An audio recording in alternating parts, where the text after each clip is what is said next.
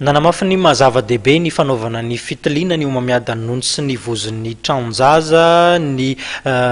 nanatanteraka izany tamin'ity andro androany ity zava-dehibe eo amin'ny tontolon'ny fahasalamana tokoa izany raha ny fanazavan'ny evara zafy mandimby iray tamin'ireo vehivavy ndroso tamin'izay fitiliana izay rahantsika ny fijoroana vavolombelona tsotsotra izany atao. Alohan'ny rehetrarehetra dia vehivavy ny tena renim-pianakaviana dia mieritreritra hoe tsara mba mijery ny ara-pahasalamana ary antsika vehivavy na miteraka na mbola tsy miteraka dia tanana mba hanao ty dépistage ty satria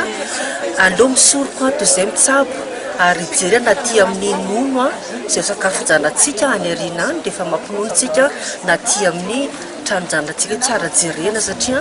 raha ohatra ny hoe ka tsara ny isaky ny telo taona zany manao ty fitiliana ty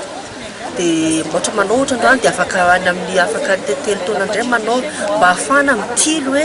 ahoana ny fizahana ara-pahasalamana na ny lehilahy koa ary na toe-tanina koa anao fa tsy mitovina antsika vehivavy fa ny anazy ana prostate zay ny lehilahy koa hoe-tanina koa mba hitily koa hoe ahoana ny fahasalamako ny indrindra rehefa mandroso ny taona tokoa.